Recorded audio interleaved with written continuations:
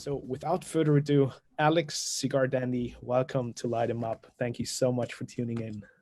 Thank you, Reinhard. Thank you, buddy. You know, when you first time sent me the invitation, I was a little bit like I felt honored on the first place, but on the other side, I didn't feel like too important. Of course, Instagram bring you a lot of attention on you, but in the cigar industry, there is a lot of people, professional cigars, masters in the cigars, not just the Cubans, also the Nicaraguan, Dominican, and Honduras. And there is so many great people over there. But thank you very much for finding, one Wednesday for me, and give me a chance to say my story, to tell you my story. It is an absolute pleasure, Alex. And thank you. First of all, what are you smoking tonight? What cigar did you bring? So I bring the Cohiba Siglo One. Beautiful. One of my favorites, short smokes. One of the reasons why I bring the short smoke is, of course, obviously I'm going to talk a lot, so I didn't want to bring something big. You guys, you can have whatever you want and enjoy it at your home, but I have to talk tonight. So I choose this one, the small one, Siglo one. And for me, after the Siglo 6 and the Siglo 5, I think on my third place when it comes to the favorites one in the Siglo line. So the Siglo 6 will be first one, Siglo 5 second, and then the Siglo one. So short smoke for tonight. And Cohiba, let's say, it's representing the best that Cubans, Cuban cigars can offer. What a wonderful choice. So before we go into the cigar part of our conversation, Alex, let me ask you this.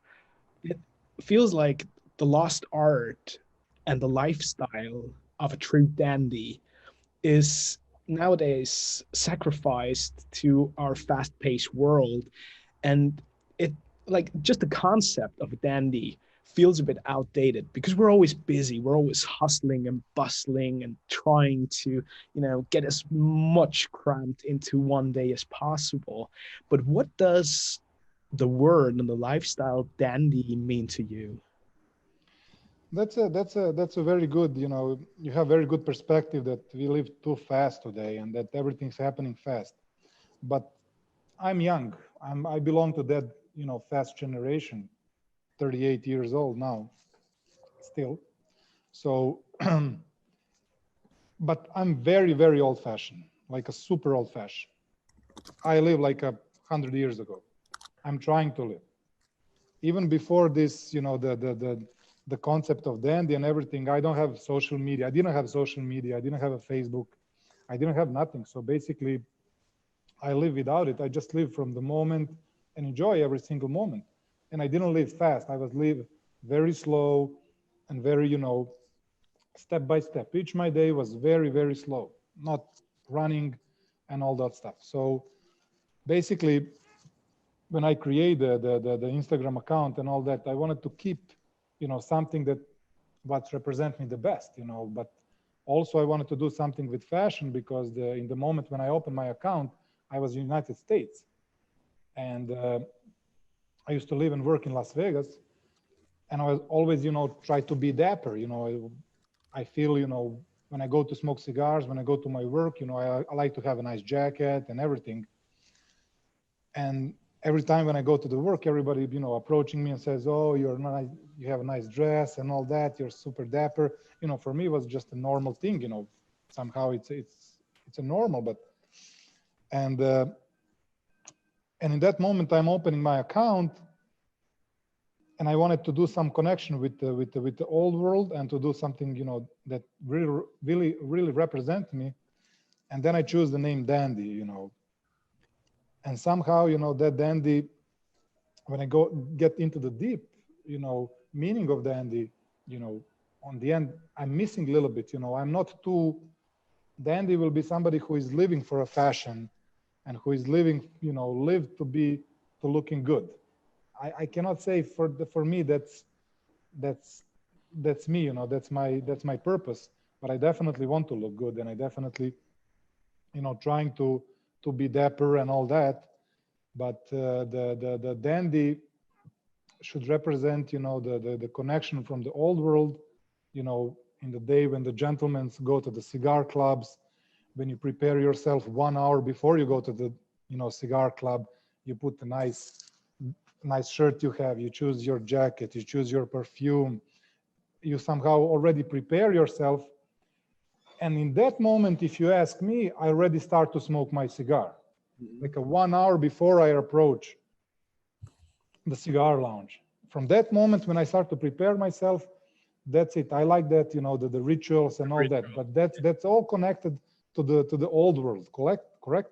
Only the old world people have a chance and ability to dress, let's say, slowly in a house, to have a couple of hours before they go somewhere to smoke and all this. These days, everybody go from, after the work, you have to go to the cigar lounge, or you have only 1 hour, you smoke small cigars, fat cigars.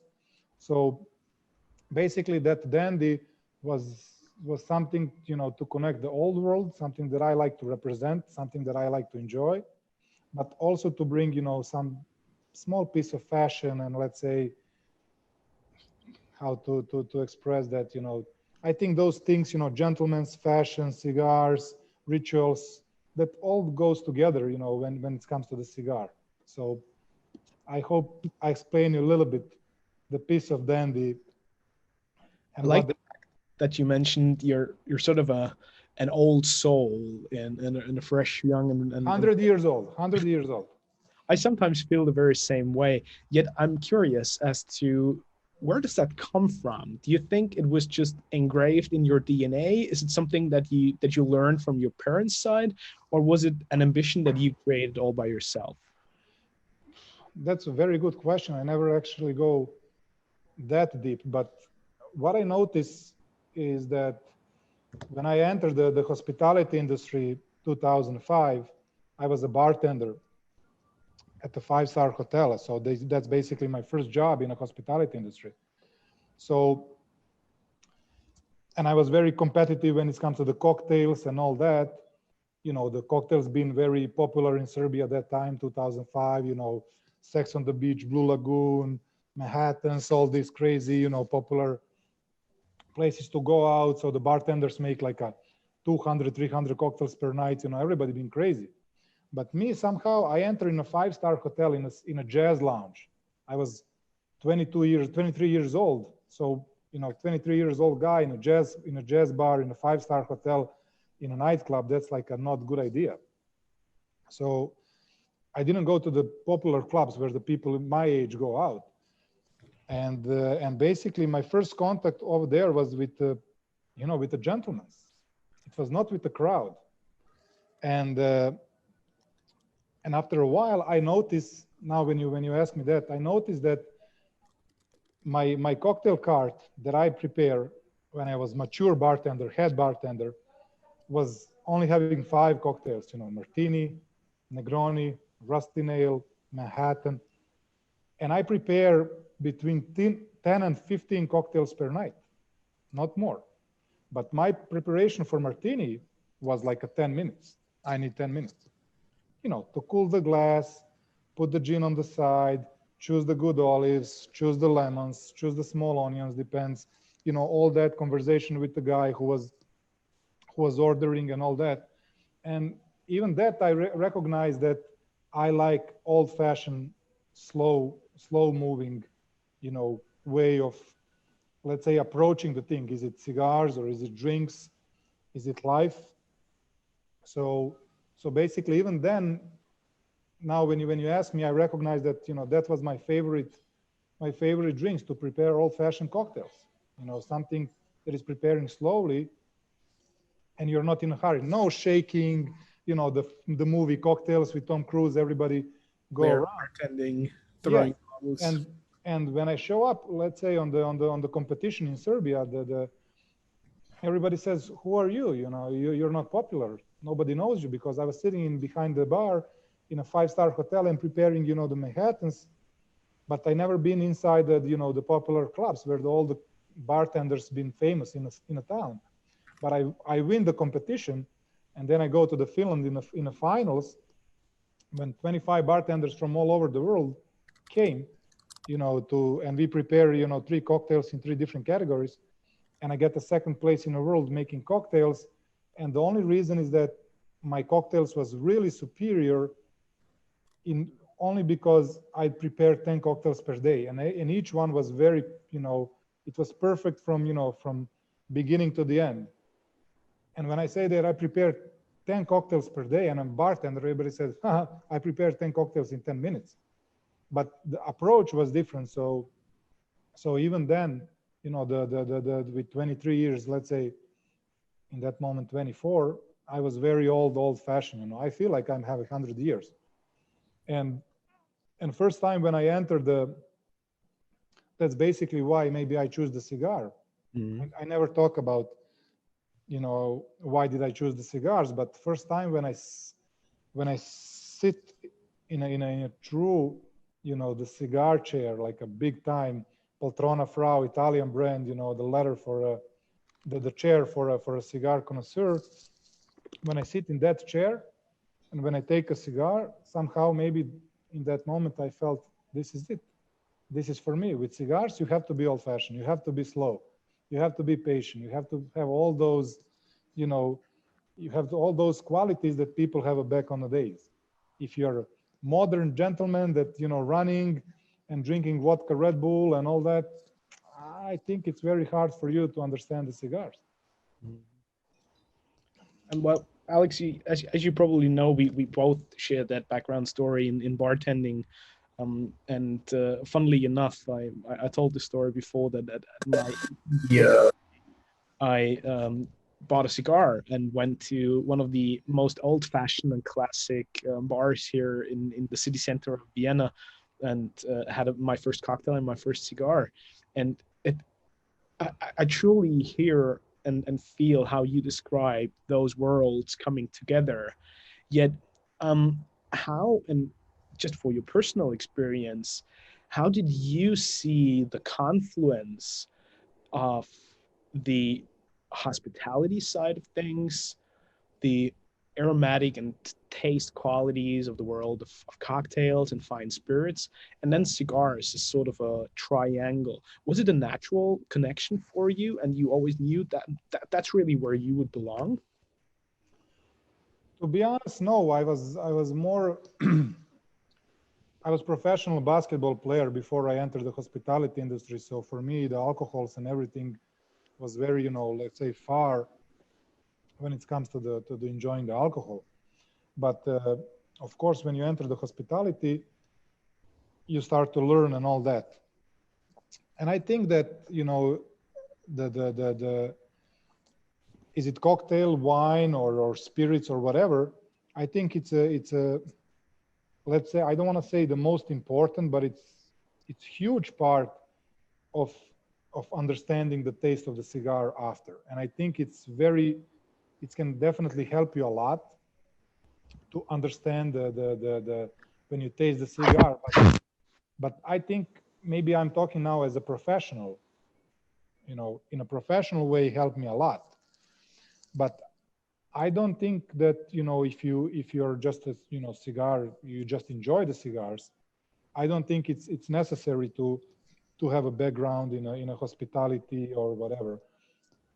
So it's two different things. Helped me a lot on a professional way, but I think I will enjoy the cigar without it on a, let's say, just enjoy the cigar on the other side without it, like 100%. But professionally, it's really bring me a different perspective. So tell us a little bit about your journey into cigars and the very first experiences that you made in the cigar world. very first, Partagas D4. So when I reached some, let's say, top level in Serbia when it comes to the cocktails, I wanted to go to London and work and to continue to work in a Hyatt industry, in a Hyatt chain, but they didn't want to send me, blah, blah, blah. So I decided to leave the hotel, and a very good friend of mine in that moment, he was, let's say, the professional in wines, cocktails, and everything in Serbia. He says, come here, I want to give you a cigar. I says, buddy, but I don't smoke. I mean, He says, no, no, no, just try one cigar. And then I sit in a Chesterfield, you know, nice and easy, comfortable chair, have a short espresso, and light the Partagas D4. And some things happen, of course. Everybody remember the first cigar. I remember mine very good. But, and some things happen. That's, let's say it's happening in January. So only 2 months after that, I'm heading to Cuba for the first time. I smoke maybe, let's say, 20 cigars in those 2 months, and I'm heading to Cuba because I have that, let's say, lucidity. I'm a little bit, you know, when I figured out something, there is no borders for me. I'm just straight ahead. So I'm heading to Cuba, and I think the rest of history, because when I land in Cuba and I get out of the plane, I says, what is this? What is this smelling? What is this? And my friend says, that's Cuba, my friend. I says, I'm fucked. And I says, this is not good. And I says, but the Cuba is not expensive, you know, it's like it's affordable. And he says, don't worry, this is not gonna be your only one trip. You're gonna go many times. And in that year, I basically go 3 times. I go to February in the festival, then I go to June, and then I go February again. And I'm basically in love with in that, you know, everything that, you know, I saw there, you know, the people, the atmosphere, the taste of the cigar in Cuba. Of course, many people here been in Cuba and enjoy the cigar over there. And that's it. So I entered the world, and let's say in a year from that, I think, yes, I became the general manager of La Casa del Habano in Belgrade, probably the youngest one of in a all franchise chain. I was 24 years old, I think. And that's where my journey begins. Because when I take something, when I like something, I'm going really strong, really deep, and, you know, focus, and really giving, you know, 120% of myself to enter that, you know, is it coffee, is it cigars, is it spirits, whatever I do, I wanted to do, you know, 120%. So basically that's how I entered the world of the cigars. Partagas D4, blame that. Alex, I couldn't agree more on, you know, once you found that thing you're passionate about, you really want to go deep and try to understand every subtle nuance and every little detail. Yet at what point did you realize this is not just a hobby or something you're truly passionate about, but this is also something that you want to do for a living? That's a really good question. I think I still didn't recognize that. I live from cigar business. That's my business, but I think I still didn't recognize that moment, and I think I will never recognize that moment, because once when you recognize that moment, maybe that became your profession, and if you became that profession, then you have to go to work. And my concept is that I don't want to go to work anymore. I decided to not go to work. If you understand me what I'm talking about. Of course. So I don't want to be, you know, I don't want to go to work. I just want to enjoy the cigar. Because, you know, just enjoying the cigar and being in a cigar industry, is the most beautiful thing. But if you have to go to work, probably my last work was in Vegas when I was manager and partner at La Casa Cigar Lounge in Las Vegas. And I have to go to some work, let's say. I have to go to physically on a place. But even there, I was not working. I was enjoying anyway. I'll be in that lounge without call me or without give me a job.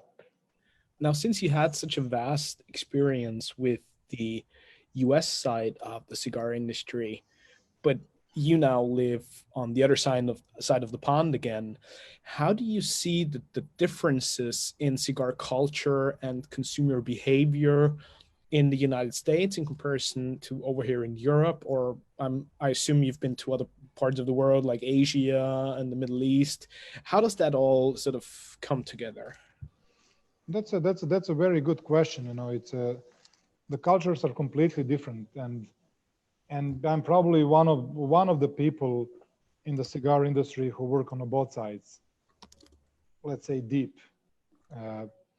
I was Cuban guy, you know, for 10 years, and then US happened without single Cuban cigar. And for me, you know, that experience was very, you know, I was shocked. When I first, you know, I've been in the US 10 times before I started to work in a cigar lounge. But, you know, when you're a tourist, you have a different perspective. But when you enter the you know, the way, when you have the eyes of the professional that look into the lounge, you have your waitresses, you have a bartenders, you have a cigar sommelier, you have everybody to take care of it, you have a people, you became part of that, you know, of that lounge. You know, I was really shocked and for me, it's very hard to be shocked because I see almost everything in my life, but I was shocked for a quite period of time. And when it's come, you know, about your question that when it comes to the culture, it's a completely different culture, you know. For me, I was a little bit judging. I was not impressed about the US culture when it's come to the cigars. I still have a lot of, you know, I can complain a lot, you know, they don't respect, blah, blah, blah. But when I was into, you know, when I get deeper into it, you know, I really find the people that, you know, really respect the cigars. And when you go, if you just enter the cigar lounge, you're probably going to see a lot of people just sitting in slippers and shorts, t-shirts, yelling, football, and you've been like a, you know, like a European when you go to the gentleman's club and you know, everybody are nice, dapper, quiet voice, everything, you know, nice ashtrays, small things, small drinks, small cups. You know, everything it's different. And over there, everything is big. Ashtrays big like this, you know, cigars are big. They drink a lot. They, you know, it's a completely different experience. But also over there, I found a lot of people, you know, have the same, you know, perspective like me, but definitely, you know, different. So I will say, you know, when people ask me, you know, you ask me also about the cigars, what I think about the cigars. You know, that's the question, probably the most, one of the top 5 most common questions that I get on Instagram, because a lot of people know that I smoke non-Cuban cigars and I've been there. But, you know, my answer is always, it's a different story. So I will never say compare it.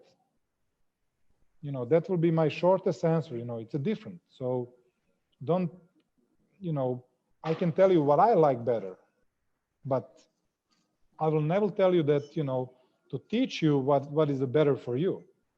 They're different worlds. We can make a, you know, discussion, you know, do you like more, you know, what kind of Cuban cigars you like more? We can have a discussion about it. But do you like non-Cubans or Cuban cigar? I think that's not for the discussion, because it's a different. And I heard so many people trying to explain and trying to give the benefits to the non-Cubans, trying to give the benefits to Cubans. So my opinion, it's just different, 2 different worlds, and they're not supposed to be in the same, let's say, in the same game. I know that, you know, the Cigar Journal, the Cigar Aficionado magazine, a lot of cigars of, you know, magazines in the world have a, you know, have a rang list, you know, like the best cigars, the best tasting cigars and all that. So, you know, they're trying to put them in one line, but, you know, my opinion, it should be 2 lines. And I respect, you know, I respect the hard work of from the people from Dominican Republic, Nicaragua, and Honduras, but I also respect the hard work, you know, from the Cubans. So just the 2 different worlds. So absolutely. And I think in the end, it's as you mentioned, really not about what's better, right? It's just different perspectives.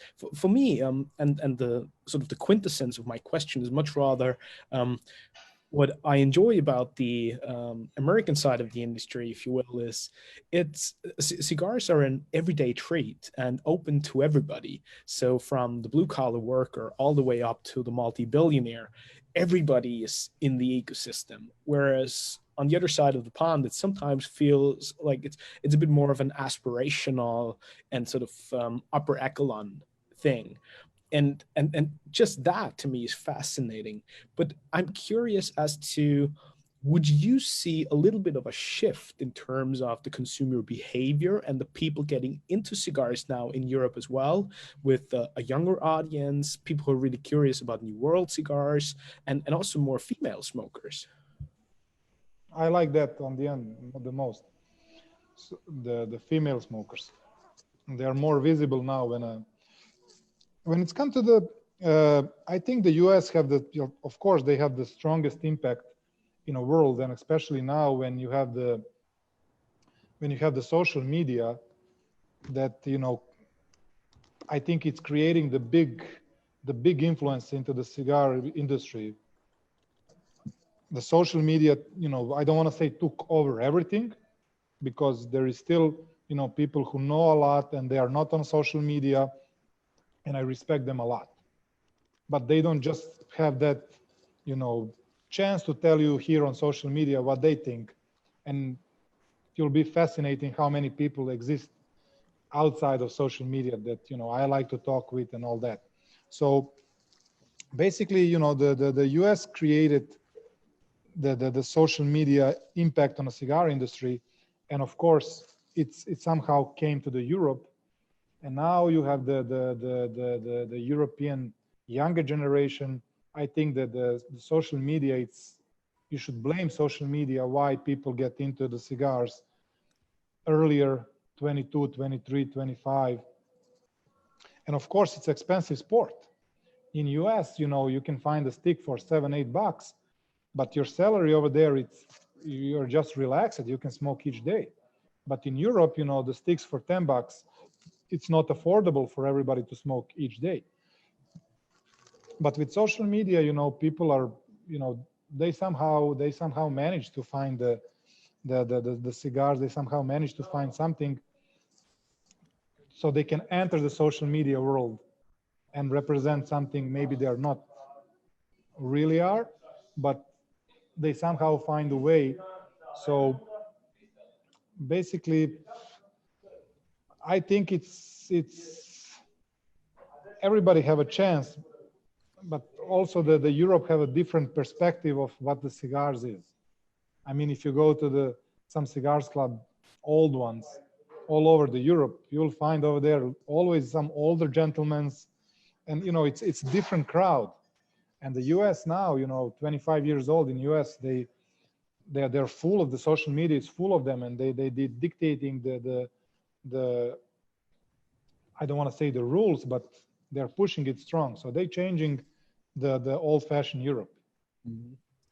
Alex, since you mentioned social media, I would like to talk to you in particular about the role of the media world in the cigar industry, because you obviously have had a tremendous impact as an influencer, if you will. But let's get to that a bit later. I would love to ask you first as to how you see the role of cigar media in general in 2020. Do you mean the cigar media when you come to the professional magazines, or the social media, or? Actually, both sides, but I would love to also draw a bit of a comparison between the more traditional side of media with printed magazines and all the platforms we've been familiarized with over the last decades, and then of course the evolution into new media and social media. Both things for me have a good and bad sides. I grew up on a magazine. YouTube was nothing in that moment. Nobody have a Facebook, blah blah. So it was more like a read and talk. So for me, I think it's a much slower process to read and talk. You need years to recognize something. So it's very hard you know, to spend a lot of time to talk with the right people, to read books and all that. So it's very hard. And these days, the social media, what's bringing, I think in 3 days, you can watch almost all, you know, YouTube videos of, you know, that exist over there. You can, on Instagram, you can follow, let's say 100 accounts that, you know, have some, you know, let's say strong impact, and you saw everything in 3 days. So I think the answer, you know, what is better, you can answer that question for me. I think that the social media brings something that it's not have a long term when it's come to the knowledge. And unfortunately, you know, a lot of content on social media, it's not good. You know, it's very bad. I always says when I start the presentation, when I start my presentation, when I do education, I says, just forget everything you see on social media and forget who I am on social media. Let's talk about the cigars. You know, I think that's the only way that, you know, because sometimes if I have a 3 hours presentation, I have 1 hour trying to explain people that they have a wrong opinion. And before, when I start to educate people before the social media, I didn't have a single guy, maybe one guy in a whole classroom that already have opinion, and usually bad one. So I think the social media is good because everything is accessible. You have every single information in, let's say, 30 seconds, 1 minute. But what we do with that information, do we remember it? Do you use it in the right purpose? How are you going to deal with it? Are you ready for that information? You know, there is a, you know, huge, you know, the cigar world is huge. And, you know, you cannot just click and take what you need, and then tomorrow take what you need. And if you don't have the fundamental, I think all that you can, you know, misinterpret, you know, you can make confusion in your head, which I see many times on social media, that people, you know, are blind because they just picking the information, and then tomorrow they have the same question just a little bit around and they don't know the answer because they know the answer only to that topic, specific to that topic. They pull it out from internet. But me, when I start to learn, if I want to answer, you know, if I want to get answer on that question, I have to learn, I have to read 10 pages of, you know, things around that and to understand what that means. So, and then if you ask me something around that, I will know the answer. So I think it's good and bad, just like I said on the very beginning. So social media and, you know, internet, it's fast, but I think that, you know, it's more important to read and to talk, which is for me the most important, you know, to be deep into the cigar world is to talk with the people from the cigar world. Absolutely. And Alex, this, I mean, this is exactly why we built Light 'em Up. And I mean, we're honored that we have so many fantastic people and even manufacturers joining us today. Carlito Fuente was watching over on Facebook, and I would love to send my greetings and my regards to him. We have Laurent Taha from Skull 77 and Sebastian Decopé. They were all commenting and sending their regards to you as well, Alex. But what I really like about the point that you made is, and from my perspective, social media as marketing, it doesn't make us better or worse. It just exposes us even more, and it brings the reality and the authenticity to the forefront of things. So would you say that in general, we as a cigar industry need more education and high quality content in order to help us grow as an industry and grow our knowledge and appreciation of fine cigars? I mean, the good content is always, you know, welcome, and the people who create the good content, you know, I want to say thank you to all of you guys who create the good content. But I think the problem is, it's not about the good the good content. It's about the the social media became so big and became to play, you know, major part into the cigar industry, and a lot of people over there, they don't know what they're doing. I think that's a bigger problem, because it doesn't matter how many people you have, you can count them, you know, with a couple of, you know, 10, 15, 20, 50, 100, whatever. But there is thousands and thousands of people who abuse the social media and don't use it on the right way. I think that's a bigger problem. And when you have 25 years and you enter in the cigar industry, you know, all the information that you get, you know, there's a huge chance, I don't want to say 50%, 60 or 80% chance to get the wrong information. And once when you build your you know, your perspective with the wrong information, then it's very hard for you to go back to the real track. And I think that's this, especially these days when people don't go out into the cigar lounge, when people don't have that communities, they don't have a, you know, the cigar, not just the culture, but they don't have the cigar clubs and all that. When you have the, you know, the older one that knows something, and then he passed the information to the other guys, and when you sit with them, I think that's the most important thing for each person that wants to develop something. Is it just to enjoy the cigar, or just to be professional? I think that's the most important thing.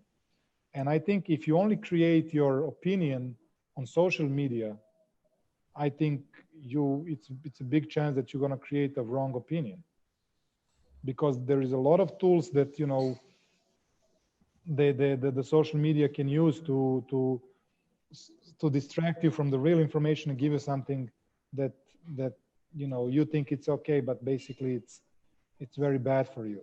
So I think it's not just the cigar industry. I think every single industry today, it's you know, it's affected with the social media impact. But you know, me as somebody who is professional into the cigar business, you know, I always trying to be, you know, of course professional, but I always want to be on the service for the people, you know, who have questions, and try to create content that will inspire people to recognize that as a you know, as a valid, let's say valid content. So when they see something else, you know, they can recognize, is this the valid, or this guy is valid? So I think that's a responsibility for all of us who have some, you know, reach and following on Instagram or Facebook or any other social media. There is a huge responsibility. And I guess as always, it's also a matter of the intent behind it, and why did you actually put out that piece of content in the first place, or how do you build your audience, right? Is it a natural consequence of your professionalism and the way you communicate, and then you just find a certain platform to communicate through? Or do you go in the first place because you want to become an influencer and try to make a living off of that, right? Yes, I mean, I'm not the influencer. I don't feel like that, because I think that's a different kind of people, you know. I don't feel myself as an influencer. Second thing, when I opened the account, as I says, I've been in industry for 10 years. I've been in Cuba 11 times. I've been, you know, I have a competition, the world competition for the Habano sommelier in Havana 2008. I have a world competition in Havana 2009. I did so many stuff, and I didn't have a single post on social media. So this, what you see now, it's 3 years. You see the 20% of, but you missed the best part. You know what I mean? So for me, the social media came as a result of work. I didn't live for social media. I didn't create the social media. Social media is just you know, the product of my work. And maybe if I didn't go to the United States, maybe I will never open the Instagram, because I'm not the social media guy. I believe in communication. I believe in sitting in a cigar lounge. I believe in talk. I believe in traveling and meeting the people. That's my go-to. That's who I am. But when I came to the States, you know, people ask me, what is your Facebook? What is your Instagram? Facebook, Instagram. And I received, you know, like 100 questions in 3 days. I says, okay, you know, something's wrong with me, you know, so let's open that Instagram. I can post 1 photo a day. It's not going to be a big deal. So, but as I mentioned on the very beginning, when I start to work something, I'm never going to work on half of it or just, you know, just to try. I have a sense for photography and everything. So bam, it's go like this. And now, you know, after 3 years, I am where I am. So when it's come to the when it's come to the following and impact on the industry, but what came as a big deal, something that I don't want to say afraid to do, but you know, something that I didn't want to do was to start to create the videos, to start to create the videos about the cigar tasting, you know, to give my opinion about the cigar, and then to start to work with the videos about my, you know, the Cigar Academy that I start this year, which became as a big result. It's a huge thing now. And I was like, I don't want to do it. And people was, no, you have to do it. I says, no, I don't want to do it. I don't want you know, to tell you my story. And then some guy from wherever he's sitting in Australia, you know, says, Alex doesn't know nothing. I don't feel any chocolate into this cigar. So that was because in my world was, if you want to talk the cigars about me, you have to sit across me inside the cigar lounge and we talk about the cigars. So I have 2 hours to explain you something. That was my field. That's where I feel, you know, comfortable zone. But when you release the video or photo or whatever on Instagram, it's there, and everybody have to, you know, right to give you opinion, even if they're not from the industry, even if they're not professional, even they, you know, whatever. You have to deal with, you know, the answers and all that. You know, you have to deal with. But and for me, it was like a no. But I've been lucky that, you know, I met the people from La Casa del Habano, Kuwait, and Cohiba Atmosphere, Kuwait, that, you know, approached me in Dortmund and they says, Alex, we want to do with you, you know, the cigar tasting, we want to do with you, you know, all kind of. I was like a no. First 3, 4, 5 times, I was like a no. I think it's not a good idea. And somehow they convinced me, you know, I see the big potential in that market. I see the you know, the people behind the scene in Kuwait, you know, I see the quality of the people over there, the people who are running the company, and also the consumers and everything. And I says, okay, I mean, if I can go to Cuba after 1 month when I smoke my first cigar, I can make one video and, you know, to see what's, you know, how people gonna react. And basically that's it. So I smoke cigar, I write a couple of things. I like this cigar, I found this and that, try to make, you know, and then I didn't want to use the phone. I use, you know, professionals, lighting, all that, you know, ashtrays, nice ambience, you know, because I don't like to do things, you know, just to do things, you know. I really like to get, you know, I like details, I like nice photography, you know. I like that, you know, because I think that, you know, cigars taste better if you see me dapper over there, you know, have a nice ashtray, nice comfortable chair, you know, talking something, and you know, I was trying to give that atmosphere to the people, and that's it. This is the second years we are doing it 2 times a month, and it's, for me, I'm still didn't get used to it because it's still very, you know, it's a really unique experience to create the video and to wait people to go back to you, you know, from all over the world with the comments and all that. So basically that's it. I mean, we have to blame the La Casa del Habano Kuwait on the first place, why they get me into the videos that I was against. But now I'm, you know, I have to say, you know, I'm really happy that I started the journey. And of course, during that journey, it was not easy because a lot of people, a lot of comments and all that, but I'm trying to improve with each video and trying to, to give my best so the people can understand the cigar. So to be one of the guys that may be telling the good things. And Alex, I think you just gave us the perfect explanation there. Why you're so successful with what you're doing. And also, you sort of brought it back full circle to where we started, that it's all about the experience. It's about creating that atmosphere and the ritual.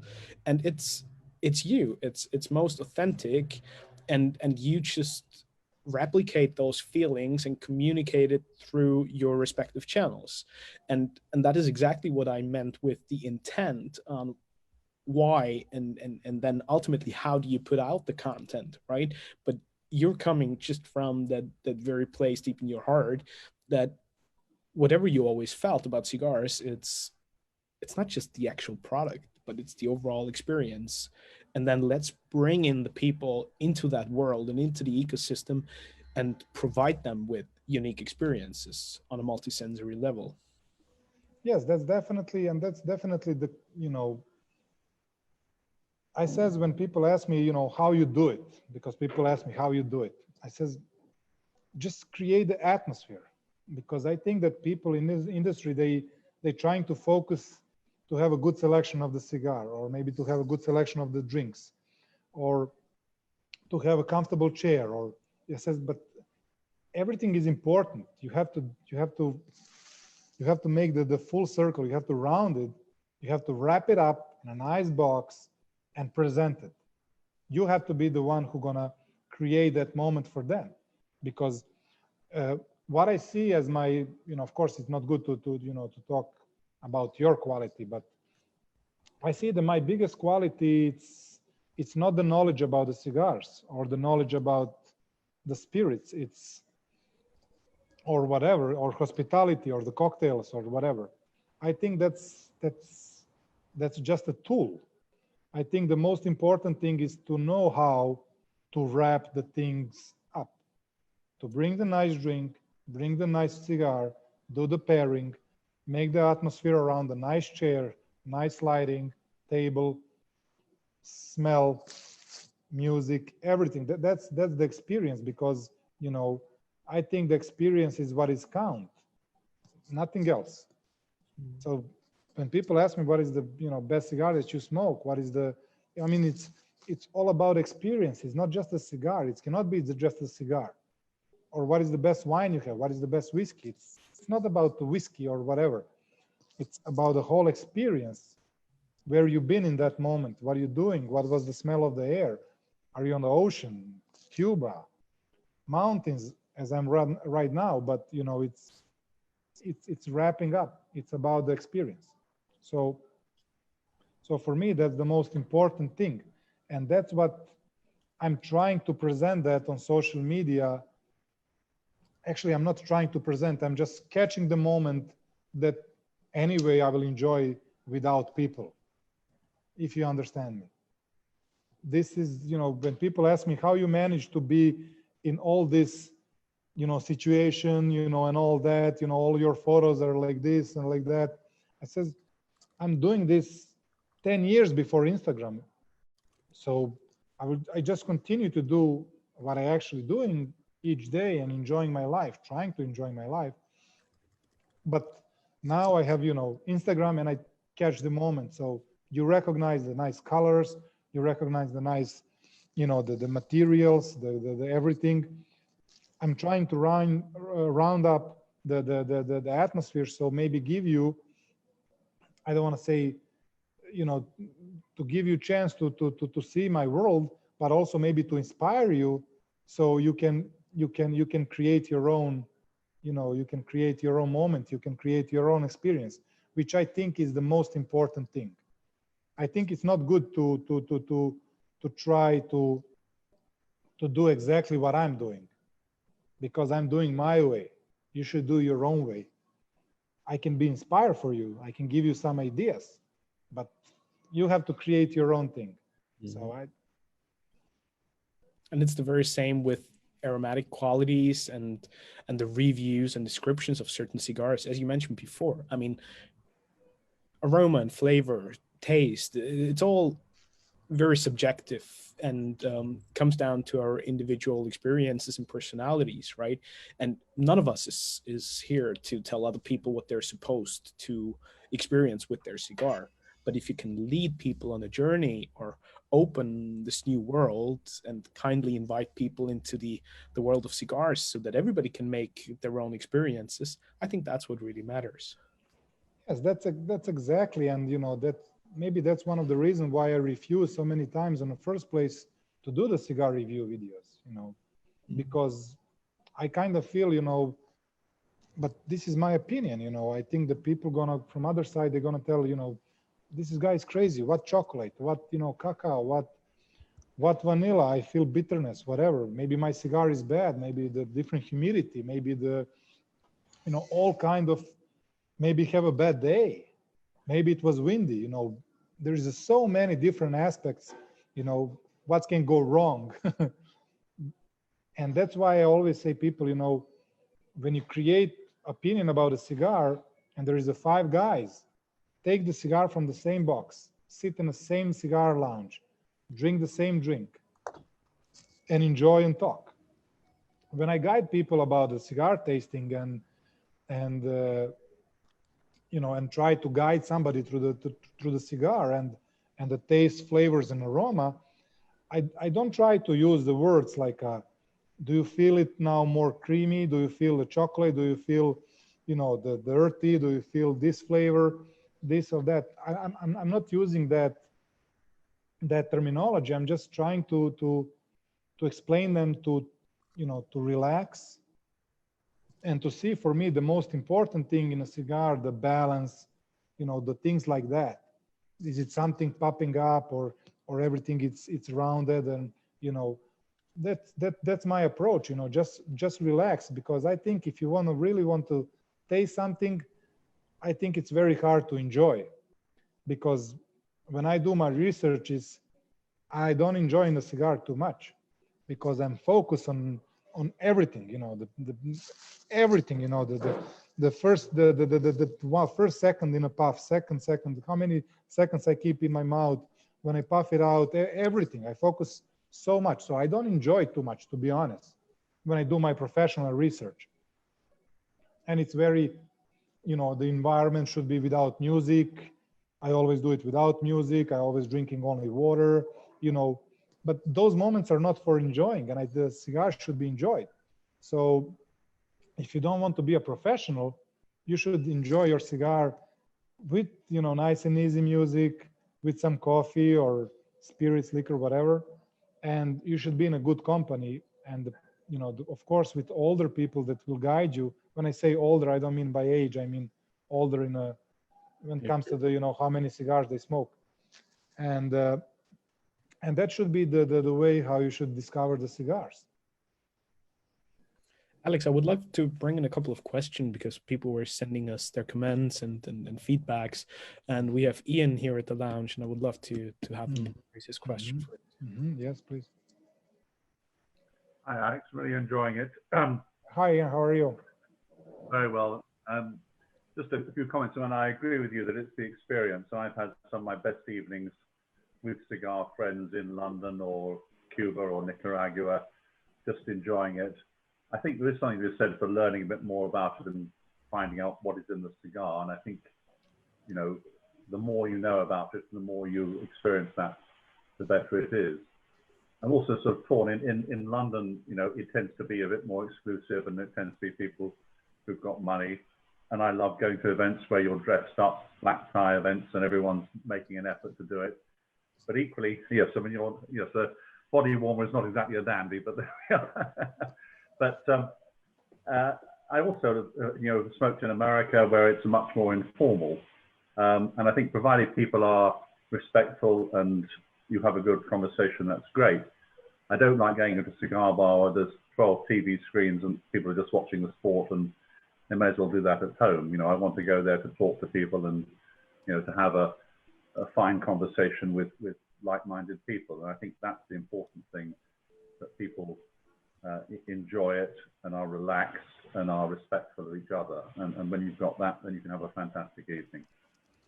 Yes, that's definitely, as I says, you know, I personally, you know, enjoy the both sides. You know, I used to live and work in the States, so I really have a beautiful, beautiful experience in the cigar lounges over there, smoking with the people, relaxed. You know, the army shorts, you know, just, you know, t-shirt, 10 of us having fun, barbecue and all that, you know, and I really enjoy that time.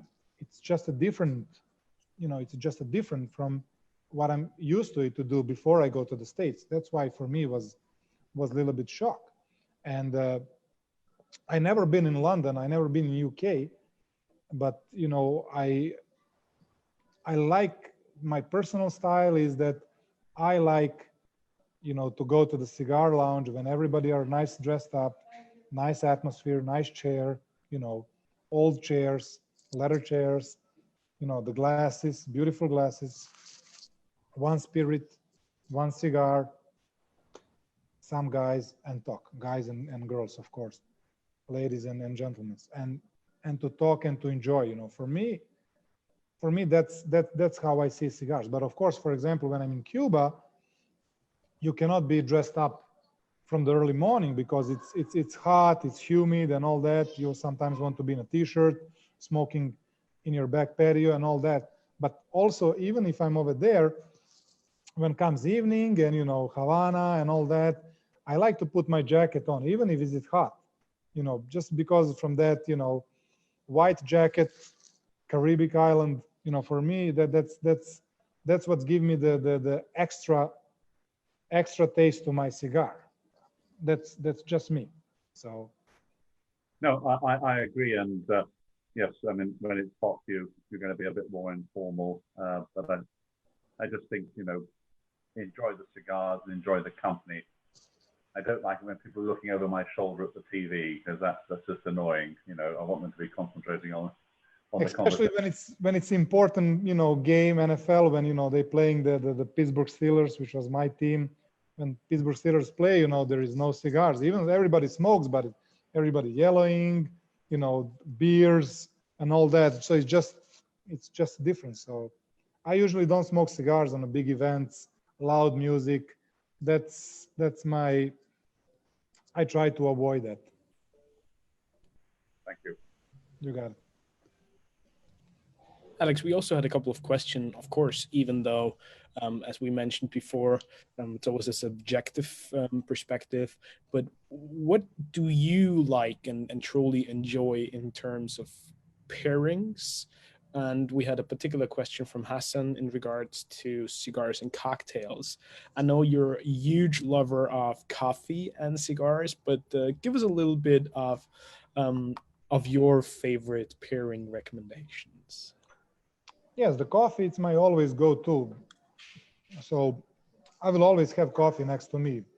Even if I have a, let's say, whiskey, cocktails or whatever, I always somehow start my day or start my cigar journey with the coffee.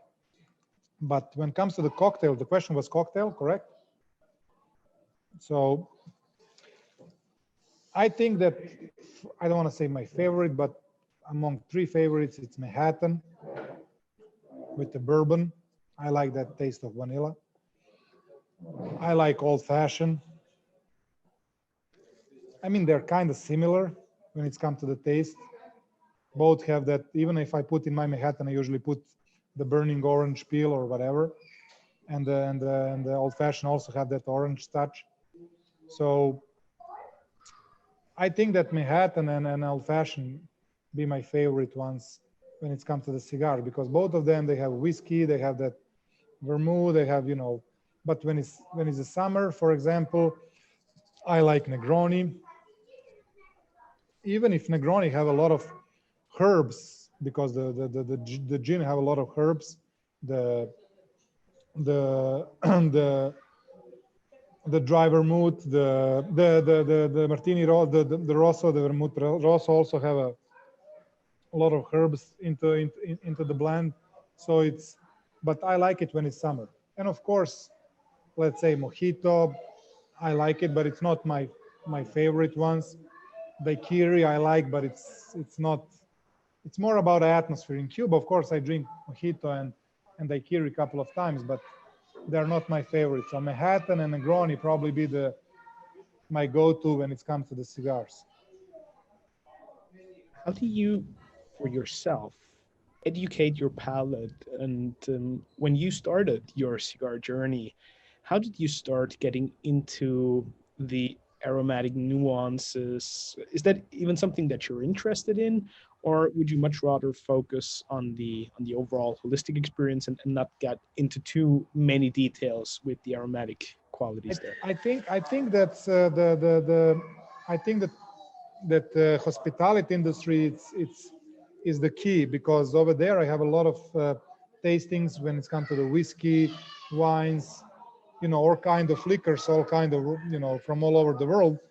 And basically, when you spend the time with the wine sommelier, when you spend the time with the whiskey masters on each session, when you have 4 different whiskeys and when you have the tasting, that's when I start to develop my palate.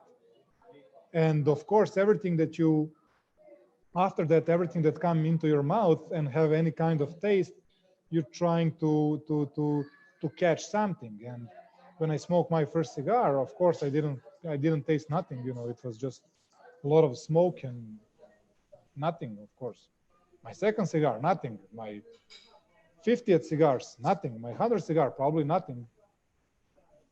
But after that, the things starting, slowly starting to show up. I slowly starting to recognize something, and then I was like exciting, and it says, "Hey guys, this cigar, it's I feel I taste some wood. Is it possible?" And that's how everything basically starts. And then I start to talk with the people. You in that time you can only find the explanation in a cigar magazine, so they write something. I was not able to recognize it, but the more I was practicing, just like I practiced the liquor, approaching the how you taste the whiskey, how you taste the wines when you spend the time with the wine sommelier, and he tell you this wine, blueberry. Try to find the blueberry, and when you focus on that blueberry with him, somehow you always find that blueberry. I don't know how, but you find it. And then he says, now try with the raspberry. I says, it's not possible to have blueberry and raspberry. And then you somehow try, because he guides you through that process. And with wine, I think it's much easier. I don't know, say it's not easy, but it's easier than with the cigars, because the aromas are more, let's say, more present than a cigar. Cigars are more hidden. There is a lot of course, there is a heat. The smoke. It's I think the most complex. The when it comes to the taste, food, wine, spirits, all that on one side, and then smoke on the other side. So, and then I start to basically to find out some aromas and to find, that I was good in a blind tasting. I was good in let's say the aromatic. When people says, "What do you think?" and then I try and I give like 2 hints. It's woody, but also have that peppery nose on the end, and it's somehow I feel that pepper on the end, and people says, okay, that's what we write, woody and peppery, and some people who know something about cigars, and that's basically how I practice on spirits, and then I put all my knowledge and experience into the cigars. But I'm still, to be honest, I'm still learning. I'm still in the process. I'm far away from figuring out what a cigar is, And I think that's my biggest advantage when it comes to to someone else, because I don't know nothing about it, and it surprised me each day. And each day when I light a cigar, I learn something new, or I go back to some cigar that I was, give some review like a year ago, and then I go back and says, oh no, this is not possible. It's missing so many things missing, maybe 5 things from this side and 5 things that I wrote now, maybe 2 things are similar, 3 are completely different. It says, this is impossible. And then the cigar maybe is different. Maybe my palates change, you know. There is a lot of things that, you know, maybe when I watch my videos in a couple of years and smoke cigars that I was reviewing that moment, maybe nothing gonna be there. So I think that's the reason why I'm in this industry, because I'm enjoying each day like it's my first day. Alex, I think that is such a wonderful point there and such an important aspect of it all. And whenever we speak to the most experienced people and professionals within our industry, like every time we speak with Jose Blanco, for example, and people who you think might have seen it all, you know, you will always be reassured that every single day you're learning something new, and every single cigar will be another journey of discovery, and we will always be apprentices of the leaf. For example, Jose Blanco that you mentioned, I met him at the IPCPR in Vegas. For example, he's the guy that, you know, he's the cigar guy. He knows things. And for me, it's not fair that I have a so big advantage, you know, because my social media is strong. If you know what I'm talking about. Mm-hmm. You know, he's the one who should be in front of me big time. And so many people should be in front of me big time. The people who know, the people who understand the tobacco, the people who understand the industry. That's just one of the comments on the questions, you know, about the social media before. You know, for example, Jose Blanco, it's a great guy. He have you know, the huge experience, huge knowledge. You know, it's amazing, but he's 55, 60, and, you know, he's not into the social media and all that, and from different, you know, different era. But, you know, for example, he deserves to be 10 places in front of me. Alex, we had another question here at the lounge, and I'm glad to welcome Brian. Thanks for tuning in, Brian. You had a question, please. Thanks. Yeah, first I just want to say thanks. This is amazing. It's my first one. This is really cool. I'm from America. I apologize. First, I just want to say sorry. But I'm an American who doesn't, I don't like social media, and I don't like sports. But I thought it's noon here in LA, by the way. I thought it was interesting what you were saying about social media, and, you know, how it was easy. It wasn't something you intended to do, but it was your knowledge and expertise you could transform to any platform when you have some information to give to people that they value, and you've found the amazing way about how to present it. That just works out really well. I was curious about the timing of things. I haven't been to Vegas in years, but I thought it would be funny if you were there at the time. We had gone to a place called Andre's in the Monte Carlo. Upstairs, they had a cigar cognac pairing lounge for my birthday. I didn't know if you were associated or if you were familiar with that.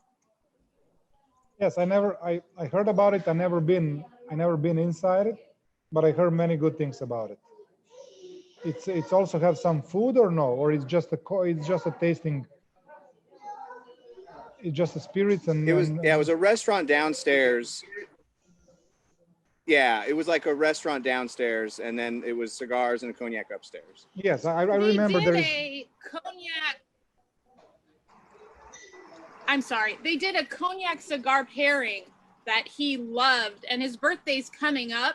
Do you have any suggestions of a cognac cigar pairing that I could order for his birthday that wouldn't completely break the bank?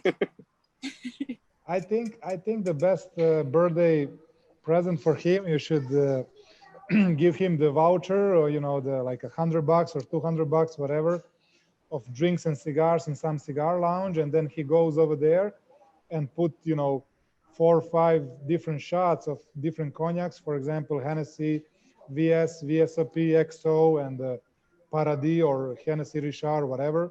He put in front of him. He chose the nice cigar, and the owner of the cigar lounge, or the bartender or the wine sommelier, somebody from over there, to guide him through that pairing. And then he try all the lineup of, let's say, one brand, Hennessy, probably the one that you can find in the States easily. So for me, that will be like a perfect birthday gift. So start with the VS, VSOP, XO, and then the Hennessy Paradis or Hennessy Richard if you have a budget.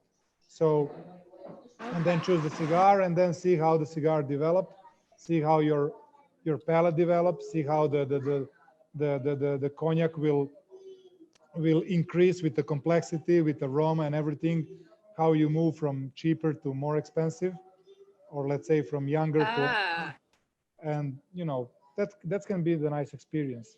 And it has some symbolic things because you're getting older, so the older the cognac, the better it is. So you can use that, the older I am, the better, the better I am. So I love it. Exactly. Called you old. Thank you. Well, Brian, many thanks for tuning in. Brian. And please stay with us and tune in for the next shows. We're always going live on Wednesday. And to all of you people out there, thanks for your continued support. And it's always a pleasure to see so many wonderful people joining us and smoking cigars together with us. If I may add just a little recommendations, I always find too much woodiness and spiciness from the tannins a bit challenging with certain cigars because it can be a bit conflicting.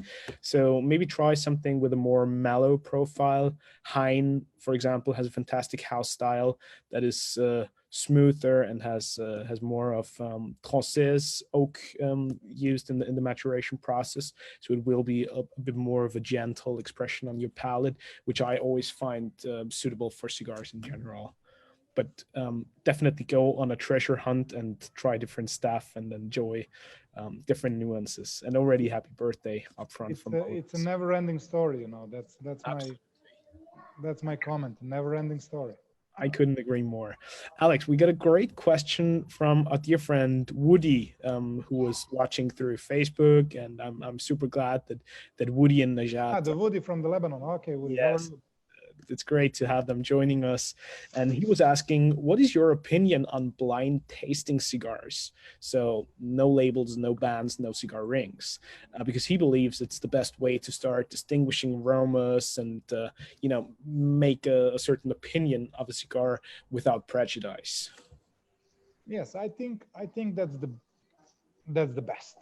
I think that's the best in many for many reasons, but I think that if you as a consumer, the guy who just want to enjoy the cigar, I think it's not necessary for you. You know what I mean? But if you want to go deep into the cigars and really understand it, I think the blind tasting it's very important, because from that moment there is nothing between you and the cigar. There is no information. Because when you see the cohiba, when you see the band, you already have some information, and it's already something is in your in your head. It's there, and you cannot leave it on the side when you see the brand. So when you don't see the brand, there is no information. So basically, you're ready to receive anything. So and then maybe you can find something that you never find in your favorite cigar, because you don't know it's your favorite cigar. But when you smoke your favorite cigar, for example, Partagas D4 each day, and you get it from the shelf, it's a Partagas D4, you already know what you're going to expect. You already create the atmosphere around that cigar. You already create some taste, even if you didn't try it. It's 100% true. But without band, you're kind of open. You're kind of, it's kind of blind, blind date. So you can expect everything, and it also depends on you, on your, capacity, how you can receive all those information.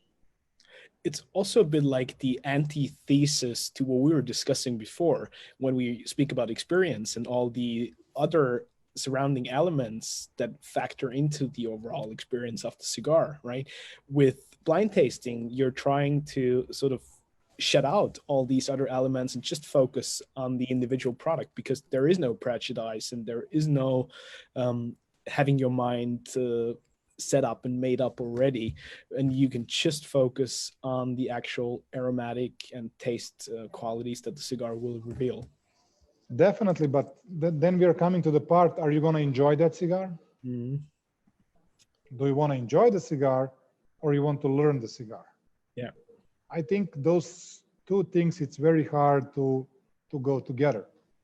They work together very hard. That's a very good point. And if you want to learn the cigar, then you have to switch off so many elements that will give that cigar better taste. Mm-hmm. Like a good company, nice music, nice pairing with the drinks or coffee or whatever. It's just different. So I think the blind tasting should be for the professionals. Woody is a professional. He's in the cigar industry. He have a cigar lounge. You have to know, you have to know his cigars. So in his case, if you're a cigar sommelier, if you're a owner of cigar lounge, it's definitely should be the part of your, daily routine. Your palate should be, very skilled to understand the cigar. But if you just want to, enjoy the cigar, I think it's not necessary for you to do blind taste and all that. You can play a game once a month or once in 3 months, whatever. But it should be the game. But I like to organize the blind tasting events. For me, that's the best. I think that's the best for the for the events, for when you have like 5 people, you want to hang out. I says, come to my place. You have 5 cigars, let's play the game. So that's in that content, in that manner, so you can really have a fun. And also we had the last year in Kuwait, we have a competition in blind taste. We have like 25 competitors. We have 2 cigars. It was really fun. And I think it's really nice way to to have a good atmosphere when it's come to the competition. But if you as somebody who just enjoyed the cigar as a regular cigar smoker, and you want to do every day the blind tasting in a quiet room without anything, I don't see the purpose. Of course, if you really want to go deep into the cigars, but I think you should be it's not should be your daily routine. For sure, a great learning experience, and also a different take on things, just to spice things up a little bit and keep her palate engaged every now and then. I'm delighted to have our dear brother of the leaf and the leaf master, Riot from Dubai, joining us yet again. Riot has a busy schedule with moving houses, but I'm super honored to have him back on the show. So Riot had a question, brother, fire away. Yes, please.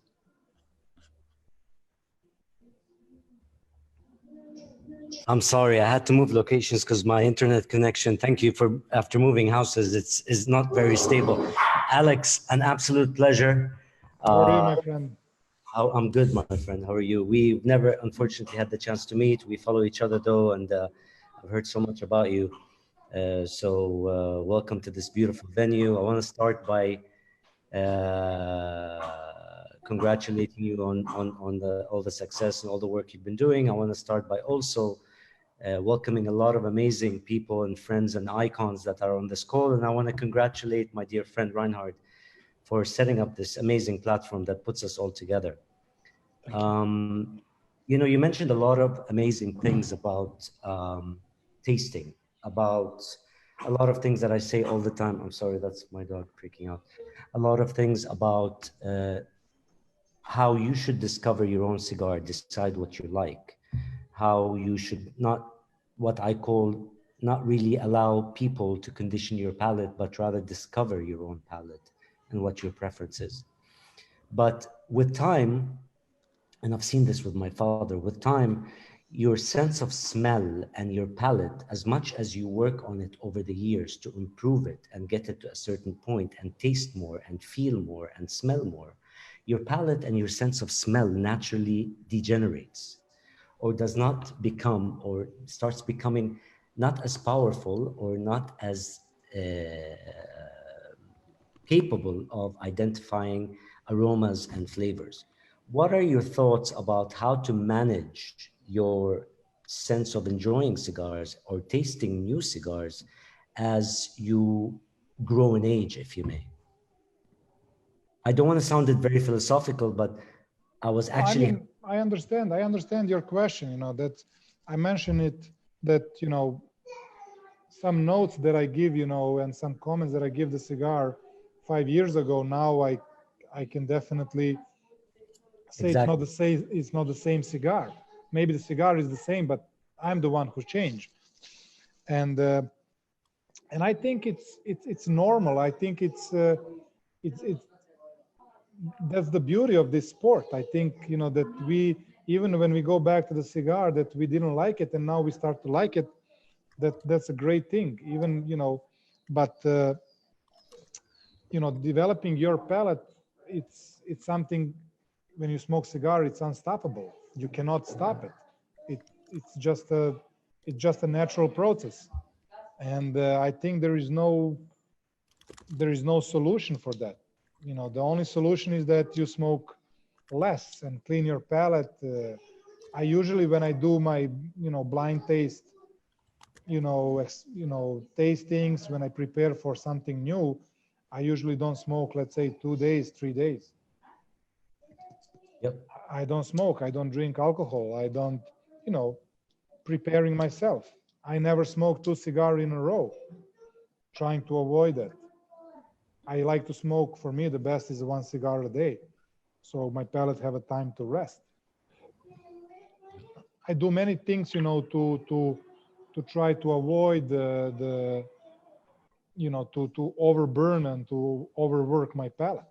That's what I do. But I think that the developing of the palate, it's unstoppable, and it's natural process. When you're young, you don't eat nothing that it's hot, correct? You only eat chicken. Mm-hmm. But when you get old, the chicken is kind of boring. You know, you want to spice it up. So the same thing's happening with the palate. When it comes to the cigars, when it comes to the drinks and everything. Whoever starts with 22 years old, whoever starts with, you know, Lafroy or some, you know, smoky malt whiskey, nobody, never. Everybody says, this is horrible. But when you're 50, 55, you know, you try to find your smoky whiskey and to enjoy it. So I think that is unstoppable, but so I don't have a solution for you, my friend, to be honest. No, thank you. No, I mean, you definitely mentioned the right stuff. It's not about a solution, but it's just thinking about it out loud, some of the thoughts, because I was discussing this with my father and just wanted to hear your thoughts about it. Thank you very much. Yes, thank you. I mean, I didn't been any help, and I'm still a young smoker, right? So I still kind of developing my palate, you know. I smoke 15 years now, but it's a process. It's changing. It's definitely changing. But right. to be honest, you know, some of my favorite cigars are still my favorite cigars. Back then and now. So the top 5 didn't change a lot. Okay, that's good to know. That's good to know. Right. First of all, many thanks for your wonderful question and for your nice comments, and all the very best for you with moving houses. I know you're busy as hell, but thanks for still joining us and doing us the honors. Always there, always there. And we also have George Haslin on the call, and he wanted to make a brief comment on the question you just raised. George, welcome. Hi, welcome. Hi, Alex. Sorry for my tardiness. Hi, George. How are you? Good to see you again. Thank you for inviting me. Got it, buddy.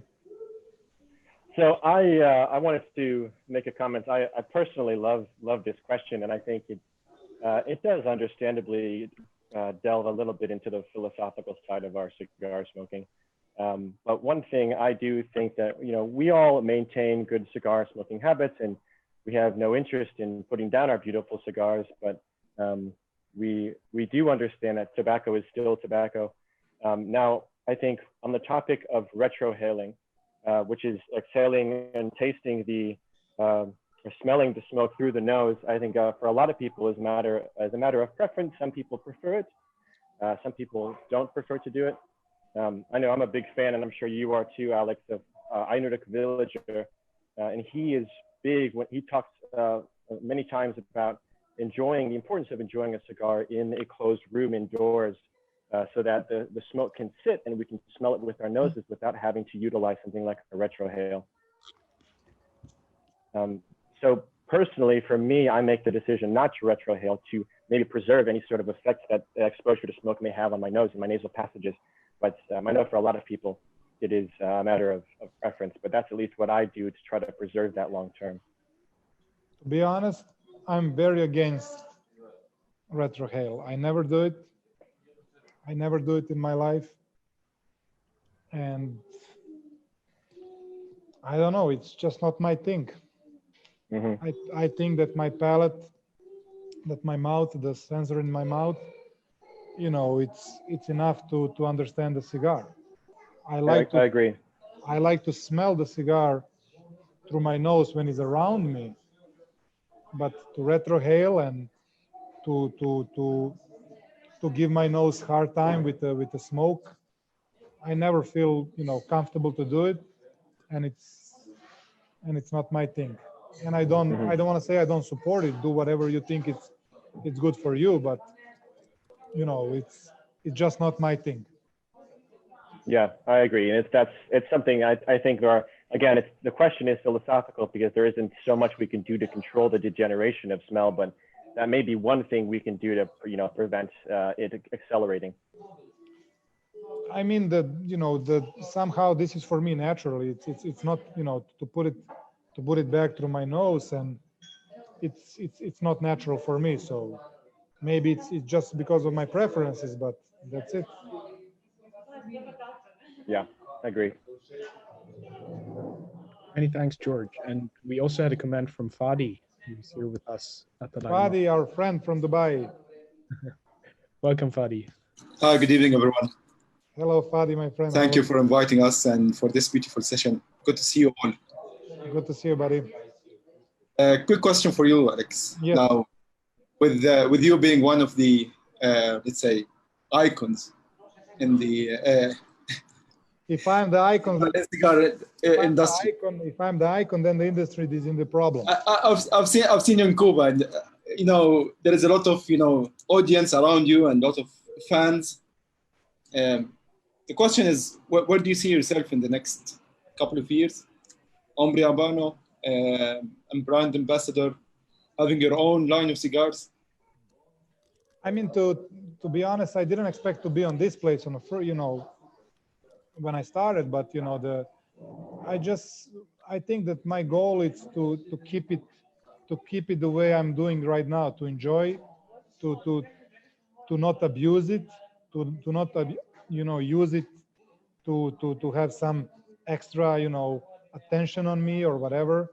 And I think that all the things that come as a hard work, and that after that it's just a normal it just should be the normal thing. The Hombre de Habano, it's probably the biggest award that anybody who works in a Cuban cigar industry can achieve.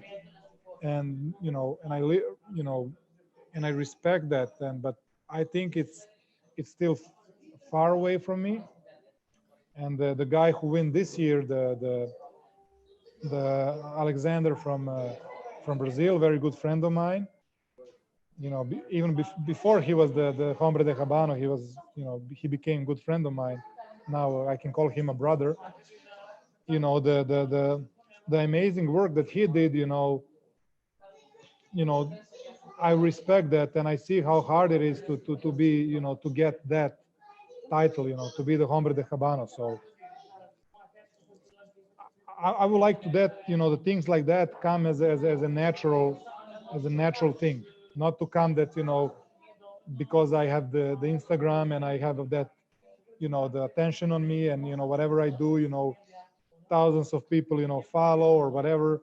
I think that not should be the I think the Hombre de Habano not should be the person who have that kind of influence. I think I should be more to give deeper influence into the cigars to get that award when it comes to the Hombre de Habano. But you know, I'm really happy with my work with La Casa del Habano Kuwait.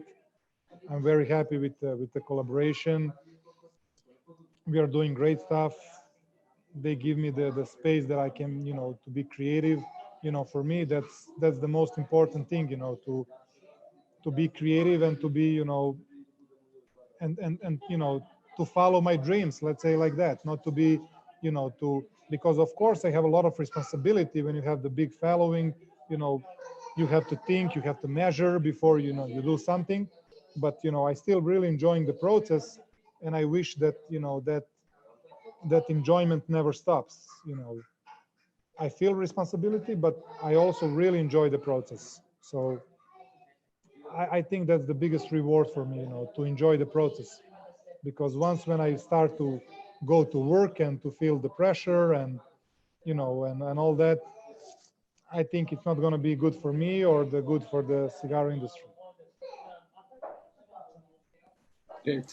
Thank you. Thank you. So let's say, let's keep it naturally. Keep it natural. Great. Hope to see you soon again. Many thanks for tuning in, Fadi, and thanks for your great question. All the best wishes to Dubai, and be safe over there. And I would love to say thank you to all of you guys, ladies and gents, all around the world, for tuning in tonight. What a fantastic session. And Alex, I'm thoroughly enjoying our conversation and all the wonderful, insightful and thoughtful considerations that you're sharing with us. I, of course, also want to be respectful of your time and of the precious time of all the people watching. So I would love to let you know that next week we have another exciting session with another great gentleman of the cigar industry, Dr. Pablo Richard from Pator Cigars, and he will share some of his wonderful insights into building a formidable brand that is Pator Cigars. But before we wrap things up, Alex, I have a couple more questions, and well, two in particular that I would love to hear your opinion about. And one being, which contribution would you like to be remembered for upon the cigar industry?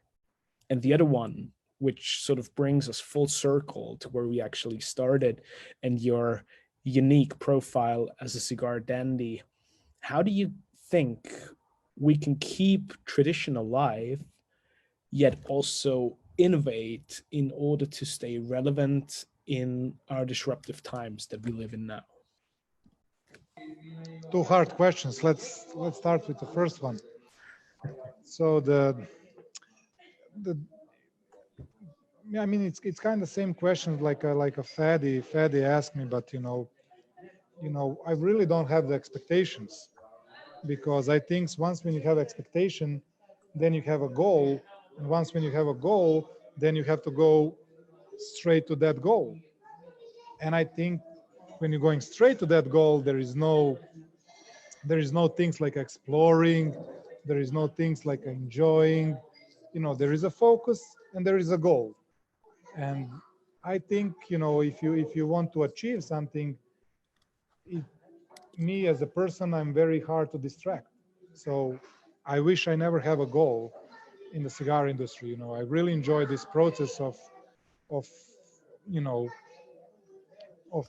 experimenting with stuff, enjoying the process, laying down back, relaxing, talking with the people, you know, mingling and everything. I really enjoy that. I really don't want to have the goal like this is what I have to do, because I think from that moment it's going to start to be serious, and when it starts to be serious, then all these beautiful things will disappear, you know, because I have that experience in my life.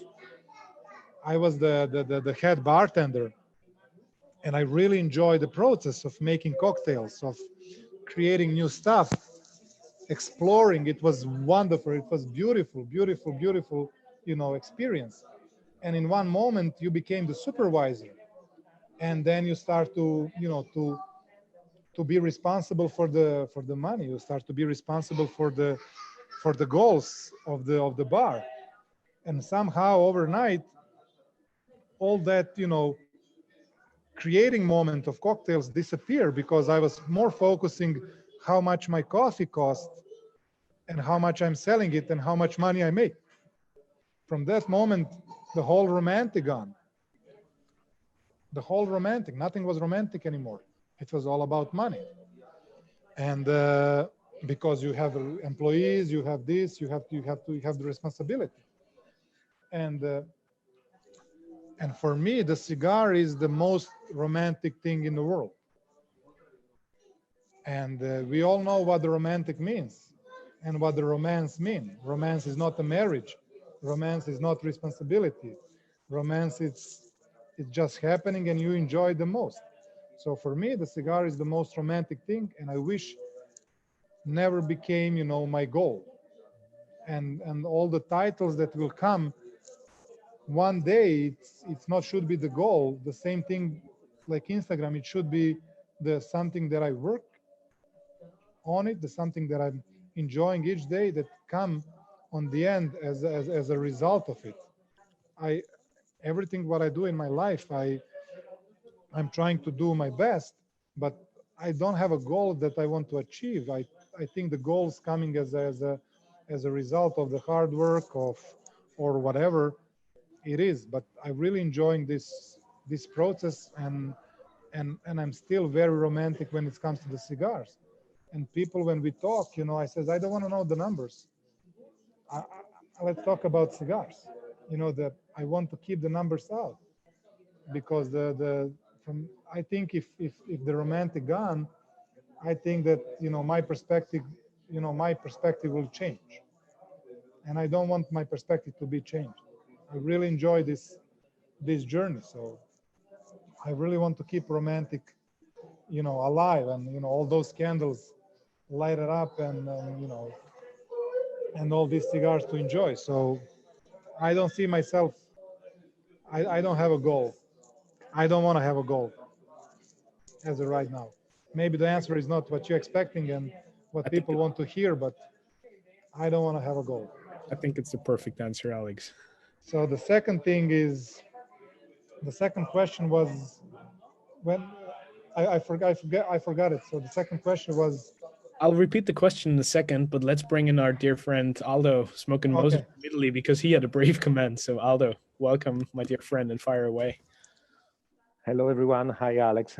Hello. So, this is more or less a comment. It's not a question, because I have to thank you, because you helped me opening my eyes about which is the rule that you, and probably also in a little part also me, we have in this, when you thought about before in the social network, in the social, let's say Instagram, YouTube, I always ask to myself the question, why I'm doing it?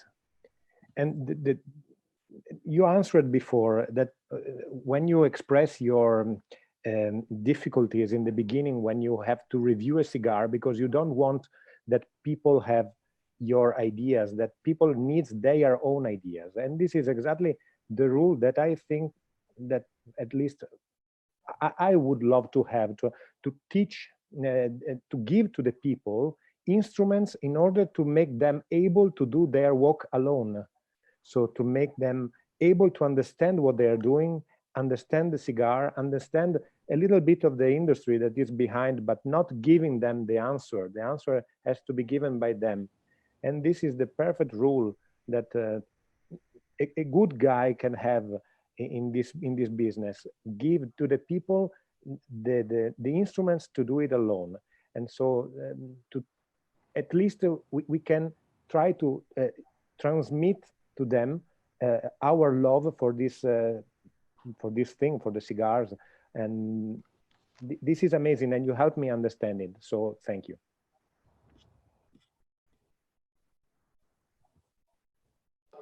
You're very welcome. And I think that's the that's one of the reasons why I even decided and accept the to work with La Casa del Habano Kuwait is that I feel a little bit responsible because that I know that I have influence when I start to talk, when people listen to me, and I knew it that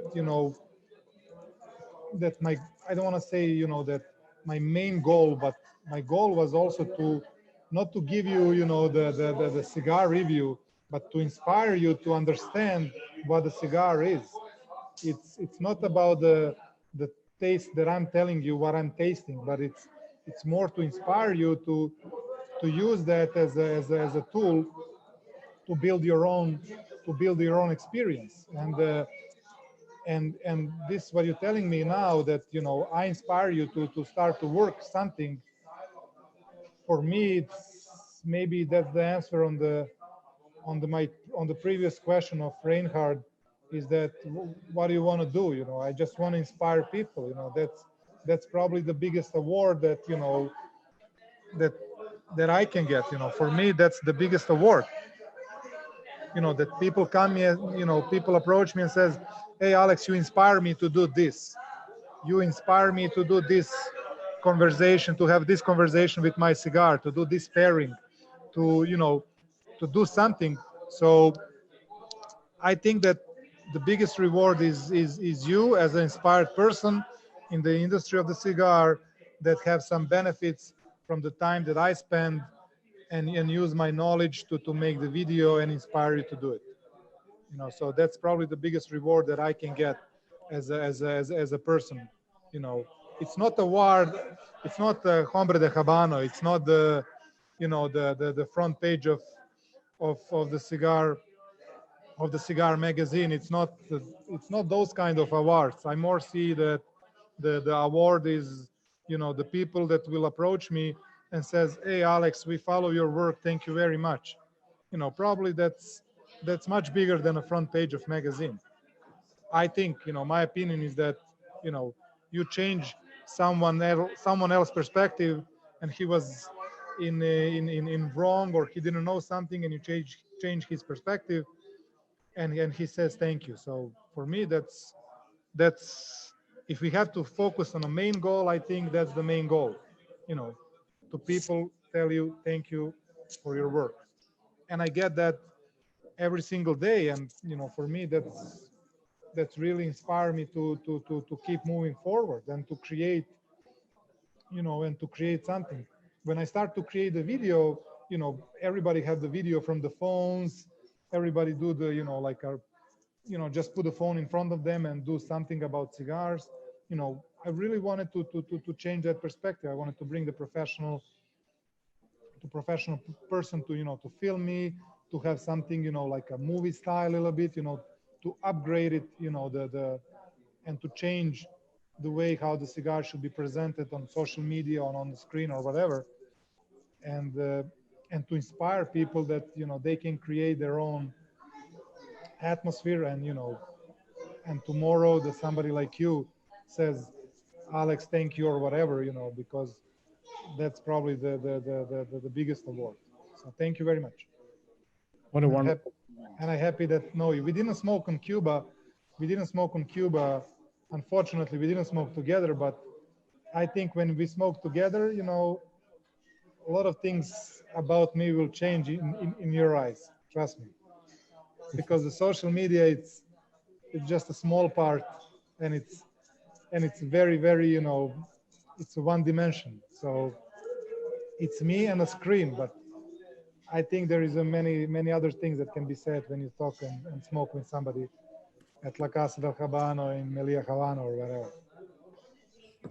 And Alex, I'm fully convinced that today you gave us quite a bit of an understanding of the depth and complexity that is behind the personality of Alex, the Cigar Dandy. So thank you for that, and thanks for sharing all these wonderful insights. Yes, and I mean, unfortunately, the Alex Cigar Dandy, bearded guy, tall guy, always dapper, nice photos, good.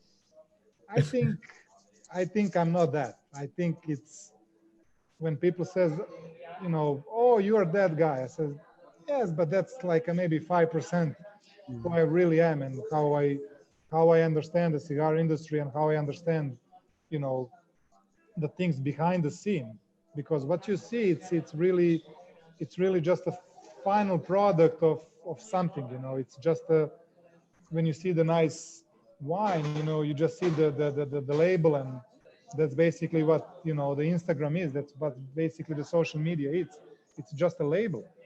But you really have to judge about somebody when you smoke a cigar with him 1 or 2 times or 3 times. So that's when I come to the real impression, who the guy is, what is his quality. So I think that social media, it's 5% of what these people are capable to do, and I never gonna judge the people on social media. So, but it's a social media time, and it's a modern time. So I cannot escape from that because I choose to be on social media.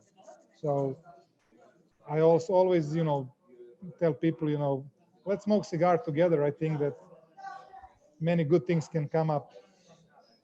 And Alex, with that, I think you just perfectly answered the second question as well. And I think this is a wonderful statement to finish a delightful conversation. So thank you so much for being our dear guest and our special guest here at the Light 'em Up Lounge. And please continue the wonderful journey of cigars and the Epicurean lifestyle, and keep delighting us and inspiring us with all the wonderful work that you do. And I can't wait to sit down with you and have a cigar live super soon. Thank you very much, as I said on the very beginning, for inviting me. But I still have like a 3-4 hours to talk. So I mean, we don't. I mean, we have some people here, so I can talk like a 3-4 hours. There is no problem. I'm just kidding, but because people they call me the I can do the speeches like a Fidel Castro, before like 4 hours without stopping. But when, and it's true. That's why that's why I like and I don't like social media, because you see my nice photo, nice suit, nice jacket, everything is nice, colors, but I can tell you like a 3 hours about that photo, about that moment. So I think that's the biggest disadvantage of social media, is that we don't have a chance to describe the photo and the moment and the smell and the music and everything that is missing on that photo. But we will see. Thank you very much for for inviting me. I feel honored. For me, this is also one of the honors. Thank you very much. To be in a line with the guys before me, and and the guys after me who want to come in Light 'em Up Lounge. So thank you very much. Thank you everybody for joining us. I hope I didn't disappoint you with some answers, maybe expecting something else, but I think the key, for the success, it's to be yourself. So I am who I am, and I'm never gonna copy or or try to be someone else. So I'm who I am, and I think that's the key also for my account on Instagram. Just be yourself and enjoy the journey. And it clearly shown, Alex. Keep it romantic. Keep it romantic. And leave the numbers. Keep it romantic. Light some candles. Light the good cigars. Choose your drink. Sit down and enjoy the journey. So that's it.